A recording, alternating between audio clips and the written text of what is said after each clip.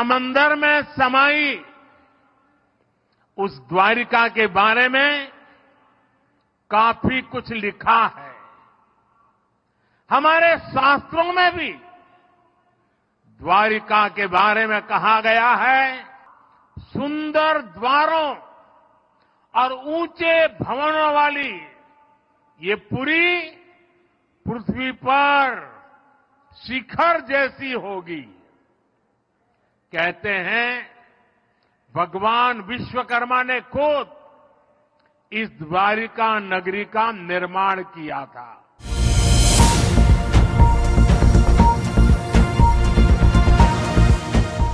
द्वारकाधीश के दर पर पहुंचे प्रधानमंत्री, लिया जीत का आशीर्वाद। नमस्कार, आप देख रहे हैं एयर न्यूज और मैं हूं आपके साथ तनु शर्मा। ये तस्वीरें प्रधानमंत्री नरेंद्र मोदी के सपनों को साकार करने वाली हैं। ये तस्वीरें हैं समंदर से विकसित भारत के संकल्प की। ये तस्वीरें हैं उस भारत की जिसके निशान द्वापर युग के हैं, जहां पहुंचे हैं पीएम मोदी। लक्षद्वीप के बाद द्वारका में भी मोदी के विकास के साथ विरासत की झलक दिखाई। पीएम मोदी द्वारका पहुंचे तो भगवान श्री कृष्ण की भक्ति में डूबे नजर आए। समुद्र से आस्था की डुबकी लगाई और उस गहराई में जाकर साधना की जहां जलमग्न द्वारका नगरी है। पीएम मोदी ने अरब सागर में स्कूबा डाइविंग की, समंदर में समाई प्राचीन नगरी द्वारका के दर्शन किए, पूरी निष्ठा और समर्पण भाव के साथ भगवान श्री कृष्ण को प्रणाम किया और अपने इस अनुभव को अलौकिक बताया। पीएम मोदी ने कहा कि मैंने वो पल बिताए जो हमेशा साथ रहने वाले हैं। मैंने गहरे समुद्र में जाकर प्राचीन द्वारका के दर्शन किए। द्वारका नगरी भारत में श्रेष्ठ नगर आयोजक विकास का उत्तम उदाहरण है। मैं उसी भव्यता दिव्यता अनुभव कर रहा था। कहा जाता है कि द्वापर युग में भगवान श्री कृष्ण ने स्वयं अपनी दिव्य नगरी को समुद्र में डुबा दिया था, जो भव्यता और समृद्धि का केंद्र था।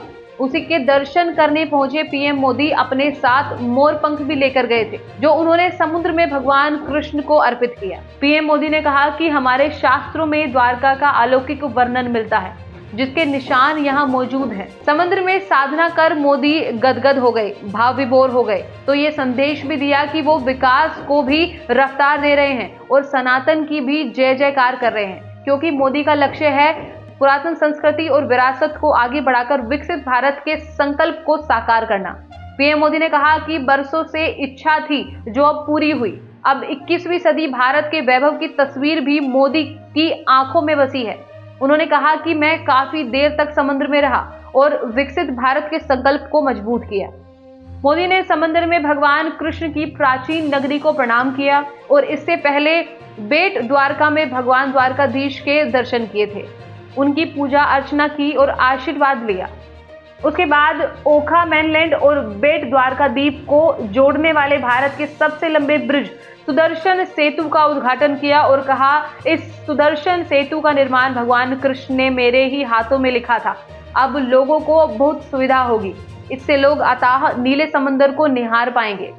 लोकसभा चुनाव से पहले पीएम मोदी ने गुजरात वासियों को 52,000 करोड़ की सौगात दी है। 5 नए एम्स भी जनता को समर्पित किए। मोदी अब की बार मिशन 400 यानी 400 पार के मिशन में जुटे हैं। तो श्री कृष्ण की कर्म भूमि से उन्होंने एक बार फिर हुंकार भरी और लोगों ने वहां अब की बार 400 पार के नारे के साथ पीएम मोदी का स्वागत किया।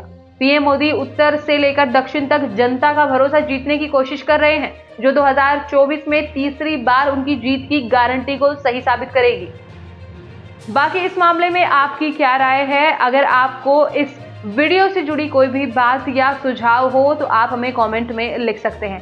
इसी के साथ साथ मैं तनु शर्मा आपसे विदा लेती हूँ। फिर मिलती हूँ एक नई अपडेट के साथ। तब तक के लिए आप देखते रहिए एयर न्यूज। नमस्कार।